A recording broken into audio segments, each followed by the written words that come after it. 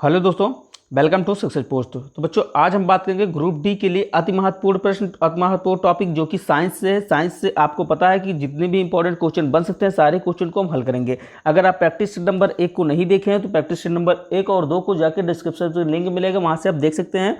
ठीक है, अगर आप चैनल पर नए हैं तो चैनल को सब्सक्राइब करके बेल आइकन को भी प्रेस कर लें, जिससे कि आप लोगों को नोटिफिकेशन मिलती रहे। जितने भी इंपॉर्टेंट क्वेश्चन बन सकते हैं जीएस से और साइंस से, सारे क्वेश्चन आप लोगों को कराए जाएंगे।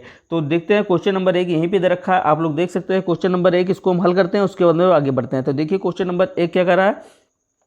क्वेश्चन नंबर 1 करा कि ऑक्सीजन की खोज किसने की थी। तो ऑक्सीजन की खोज किसने की थी, तो ऑक्सीजन की खोज पिस्टले और कार्ल सीने, ठीक है, कार्ल सीने दोनों ने की थी। तो पिस्टले ने भी की थी और कार्ल सीने ने भी की थी। तो इसमें कौन सा ऑप्शन सही हो जाएगा, तो इसमें ऑप्शन नंबर डी सही हो जाएगा, ए और बी दोनों ने की थी। ठीक है, तो ऑक्सीजन की खोज किसने की थी, तो ए और बी दोनों ने की थी। दोनों में कौन कौन आता है, पिस्टले और कार्ल सीने ने। ठीक है, चलिए आगे बढ़ते हैं, नेक्स्ट क्वेश्चन देख लेते हैं। क्वेश्चन देखने से पहले अगर आप चैनल पर नए हैं तो चैनल को सब्सक्राइब करना ना भूलें। चलिए देखते हैं क्वेश्चन नंबर 1।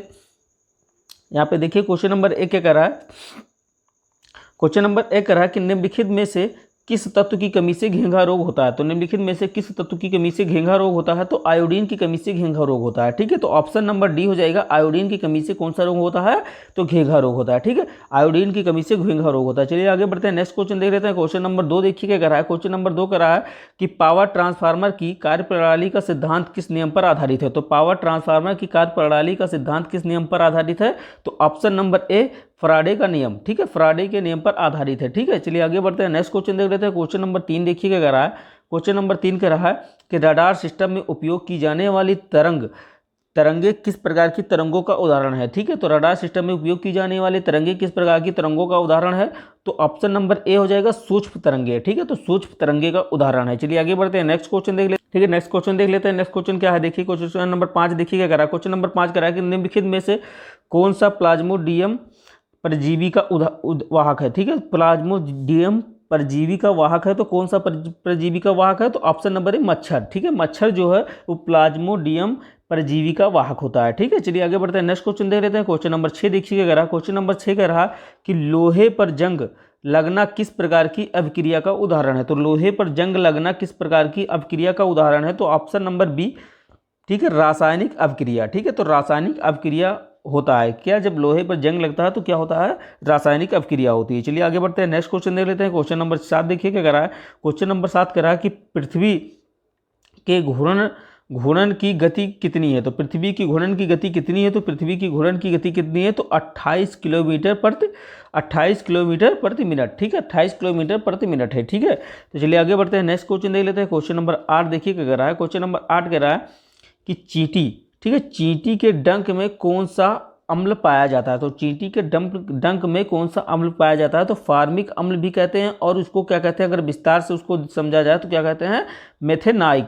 ठीक है, मेथेनाइक अम्ल भी कहते हैं। तो ऑप्शन नंबर सी से ये मेथेनाइक भी कहते हैं और फार्मिक अम्ल भी कहते हैं। तो दोनों ऑप्शन में जो भी आए, चाहे मेथेनाइक आए और चाहे फार्मिक अम्ल आए, तो दोनों कर सकते हैं। चलिए आगे बढ़ते हैं, नेक्स्ट क्वेश्चन देख लेते हैं। क्वेश्चन नंबर 9 देखिए क्या करा है। क्वेश्चन नंबर 9 करा कि जंग लगे, ठीक है, जंग लगने पर लोहे का भार में क्या परिवर्तन होता है। तो जंग लगने पर लोहे के भार में क्या परिवर्तन होता है, तो जंग लगने पर लोहे का भार बढ़ जाता है। ठीक है, तो जंग लगने पर लोहे का भार बढ़ जाता है, तो आप लोग इसको याद रखेंगे। चलिए आगे बढ़ते हैं, नेक्स्ट क्वेश्चन देखते हैं। क्वेश्चन नंबर 10 देख लेते हैं। क्वेश्चन नंबर 10 क्या करा, देखिए 10 नंबर क्वेश्चन करा है कि पृथ्वी के केंद्र पर गुरुत्वाकर्षण के कारण त्वरण का मान क्या होता है। तो पृथ्वी के केंद्र पर गुरुत्वाकर्षण के कारण त्वरण का मान 0 होता है। ठीक है, तो त्वरण का मान कितना होता है, तो ऑप्शन नंबर ए, 0 होता है। चलिए आगे बढ़ते हैं, नेक्स्ट क्वेश्चन देख लेते हैं। क्वेश्चन नंबर 11 देखिए क्या कह रहा है। क्वेश्चन नंबर 11 कह रहा है कि कम तापमान को मापने वाले यंत्र को क्या कहते हैं। तो कम तापमान को मापने वाले यंत्र को क्या कहते हैं,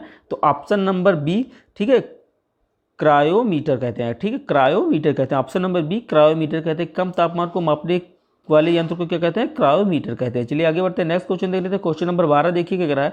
क्वेश्चन नंबर 12 कह रहा है कि मनुष्य के सुनने की क्षमता कितनी होती है। तो मनुष्य की सुनने की क्षमता कितनी होती है, तो ऑप्शन नंबर बी हो जाएगा।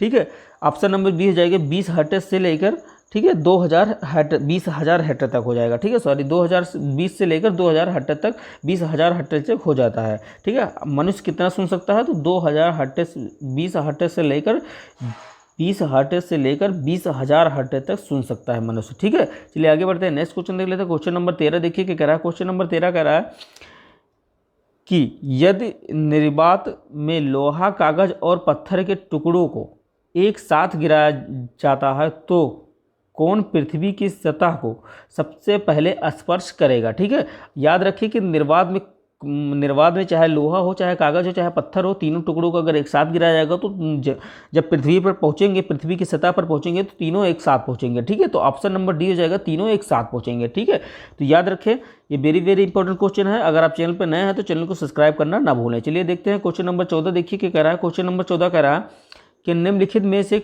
कौन कांच का सबसे महत्वपूर्ण घटक है। तो कांच का सबसे महत्वपूर्ण घटक कौन है, तो कांच का सबसे महत्वपूर्ण घटक है option number C, option number C silica. ठीक है, सिलिका।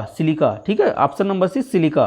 ठीक है, तो कांच का सबसे महत्वपूर्ण घटक क्या है, तो सिलिका है। चलिए आगे बढ़ते हैं। नेक्स्ट क्वेश्चन देख लेते हैं। क्वेश्चन नंबर 15 देखिए क्या कह रहा है। क्वेश्चन नंबर 15 कह रहा है कि पदार्थ, ठीक है, पदार्थ का परमाणु सिद्धांत किस वैज्ञानिक ने दिया था। तो पदार्थ का परमाणु सिद्धांत किस वैज्ञानिक ने दिया था, तो ऑप्शन नंबर सी हो जाएगा, जॉन डाल्टन ने। ठीक है, तो जॉन डाल्टन ने पदार्थ का सिद्धांत दिया था। ठीक है, चलिए आगे बढ़ते हैं। नेक्स्ट क्वेश्चन देख लेते हैं। क्वेश्चन नंबर 16 देखिए क्या कह रहा है। क्वेश्चन नंबर 16 कह रहा है कि वॉशिंग मशीन किस सिद्धांत पर कार्य करती है। तो वॉशिंग मशीन किस सिद्धांत पर कार्य करती है, तो वॉशिंग मशीन आप केंद्रीय सिद्धांत पर काम करती है। ठीक है, आप केंद्रीय सिद्धांत पर काम करती है। चलिए आगे बढ़ते हैं। नेक्स्ट क्वेश्चन देख लेते हैं। क्वेश्चन नंबर 17 देखिए क्या कह रहा है। क्वेश्चन नंबर 17 कह रहा है कि आघूर्ण बल की एसआई इकाई क्या होगी। तो आघूर्ण बल की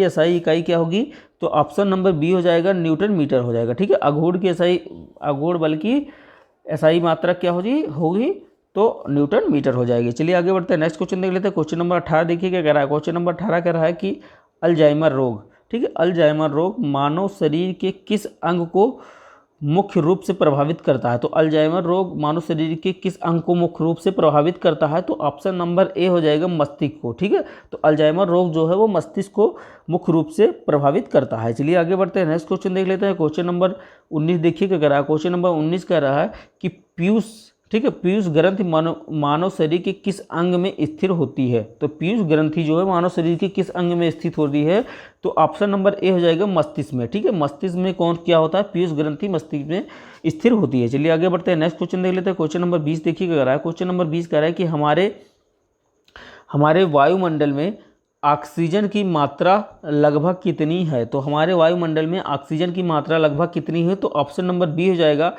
0.03% है। ठीक है, तो 0.03% है हमारे वायुमंडल में ऑक्सीजन की मात्रा। चलिए आगे बढ़ते हैं। नेक्स्ट क्वेश्चन देख लेते हैं। क्वेश्चन नंबर 21 देखिए क्या कह रहा है। क्वेश्चन नंबर 21 कह रहा है कि निम्नलिखित में से कौन सी गैस, ठीक है, कौन सी गैस चूने के पानी, ठीक है, चूने के पानी को दुधिया कर देता है। तो चूने के पानी को दुधिया कर देता है, कौन सा गैस कर देता है, तो carbon dioxide. Option number C, carbon dioxide gas है जो चूने के पानी को दुधिया कलर कर देता है। चलिए आगे बढ़ते हैं। नेक्स्ट क्वेश्चन देखते हैं। क्वेश्चन नंबर 22 देखिए क्या कह रहा है। क्वेश्चन नंबर 22 कह रहा है कि ऑक्सीजन की खोज किसने की थी। तो ऑक्सीजन की खोज किसने की थी, तो सबसे पहले आपको बताया गया है कि ऑक्सीजन की खोज किसने की थी, तो आप लोग बता सकते हैं किसने की थी, तो प्रिस्टले ने की थी और कार्ल सीने ने की थी। तो ऑप्शन नंबर डी हो जाएगा, दोनों ने। ठीक है, ए और बी दोनों ऑप्शन सही है। चलिए आगे बढ़ते हैं। नेक्स्ट क्वेश्चन देख लेते हैं। क्वेश्चन नंबर 23 देखिए क्या कह रहा है। क्वेश्चन नंबर 23 कह रहा है कि वायुमंडल में उपस्थित सबसे हल्की गैस कौन सी। तो वायुमंडल में उपस्थित सबसे हल्की गैस कौन सी है, तो हाइड्रोजन है। ठीक है, ऑप्शन नंबर ए हो जाएगा, हाइड्रोजन। वायुमंडल में उपस्थित सबसे हल्की गैस हाइड्रोजन हो जाएगी। ठीक है, चलिए आगे बढ़ते हैं। नेक्स्ट क्वेश्चन देख लेते हैं। नेक्स्ट क्वेश्चन क्या कर रहा है, 24 नंबर क्वेश्चन देखिए क्या कर रहा है। निम्नलिखित में से कौन दुनिया की सबसे जहरीली गैस है। ठीक है, तो निम्नलिखित में से कौन दुनिया की सबसे जहरीली गैस है, तो सबसे जहरीली गैस कौन सी है, तो ऑप्शन नंबर बी हो जाएगा, जाइलाल बोमाइड। ठीक है, जाइलाल बोमाइड। ठीक है, तो जाइलाल बोमाइड जो है दुनिया की सबसे जहरीली गैस है। चलिए आगे बढ़ते हैं। नेक्स्ट क्वेश्चन देख लेते हैं। क्वेश्चन नंबर 25 देखिए क्या कह रहा है। क्वेश्चन नंबर 25 कह रहा है कि हमारी पृथ्वी में सबसे अधिक मात्रा में कौन सी धातु मौजूद है। तो हमारी पृथ्वी में सबसे अधिक मात्रा में कौन सी धातु मौजूद है। ठीक है, तो कौन सी धातु मौजूद है, तो ऑप्शन नंबर बी, एल्युमिनियम। ठीक है, एल्युमिनियम धातु हमारी पृथ्वी में सबसे अधिक मात्रा में मौजूद है। चलिए आगे बढ़ते हैं। नेक्स्ट क्वेश्चन देख लेते हैं। क्वेश्चन नंबर 26 देखिए क्या कह रहा है। क्वेश्चन नंबर 26 कह रहा है कि निम्नलिखित में से कौन एक जैविक अम्ल है। तो कौन एक जैविक अम्ल है ठीक है, तो जैविक अम्ल कौन सी है, तो ऑप्शन नंबर डी हो जाएगा, ठीक है, ऑक्सैलिक अम्ल, ठीक है, ऑक्सैलिक अम्ल, ठीक है। तो ऑप्शन नंबर डी ऑक्सैलिक अम्ल जो है वो जैविक अम्ल है, ठीक है। चलिए आगे बढ़ते हैं, नेक्स्ट क्वेश्चन देख लेते हैं। क्वेश्चन नंबर 27 देखिए क्या कह रहा है। क्वेश्चन नंबर 27 कह रहा है कि पशुओं में, ठीक है, पशुओं में किसके कारण खुरपका और मुंहपका रोग होता है, ठीक है। खुरपका और मुंहपका रोग होता है, किसके कारण होता है पशुओं में, तो विषाणु के कारण। ऑप्शन नंबर डी सी हो जाएगा, विषाणु के कारण होता है खुरपका और मुखपका रोग होता है विषाणु के कारण, ठीक है, पशुओं में। चलिए आगे बढ़ते हैं, नेक्स्ट क्वेश्चन देख लेते हैं। क्वेश्चन नंबर 28 देखिए क्या कह रहा है। क्वेश्चन नंबर 28 कह रहा है कि ट्यूबलाइट, ठीक है, ट्यूबलाइट में मुख्यतः कौन सी गैस भरी जाती है। तो ट्यूबलाइट में मुख्यतः कौन सी गैस भरी जाती है, तो ऑप्शन नंबर बी हो जाएगा, पारे का वाष्प और आर्गन, ठीक है। तो ट्यूबलाइट में कौन सी गैस भरी जाती है, तो पारे का वाष्प और आर्गन गैस भरी जाती है। चलिए आगे बढ़ते हैं, नेक्स्ट क्वेश्चन देख लेते हैं। क्वेश्चन नंबर 29 देखिए क्या कह रहा है। क्वेश्चन नंबर 29 कह रहा है कि ठोस की शुद्धता, ठीक है, ठोस की शुद्धता का निर्धारण किसके द्वारा किया जाता है। तो ठोस की शुद्धता का निर्धारण किसके द्वारा किया जाता है, तो ऑप्शन नंबर सी हो जाएगा, गलनांक बिंदु के द्वारा किया जाता है, ठीक है। तो गलनांक बिंदु के द्वारा किया जाता है। चलिए आगे बढ़ते हैं, नेक्स्ट क्वेश्चन देख लेते हैं। क्वेश्चन नंबर 30 देखिए क्या कह रहा है। क्वेश्चन नंबर 30 कह रहा है कि भौतिक संतुलन, ठीक है, भौतिक संतुलन किस सिद्धांत पर कार्य करता है। तो भौतिक संतुलन किस सिद्धांत पर कार्य करता है, समांतर बल के नियम पर, ठीक है। तो समांतर बल के नियम पर भौतिक संतुलन का सिद्धांत कार्य करता है, ठीक है। तो अगर आपको वीडियो अच्छी लगी हो तो चैनल को लाइक करें और शेयर करें और सब्सक्राइब करके बेल आइकन को भी प्रेस कर लें, जिससे कि आप लोगों को नोटिफिकेशन मिलती रहे। और हाँ, सब्सक्राइब करना ना भूलें। चलिए नेक्स्ट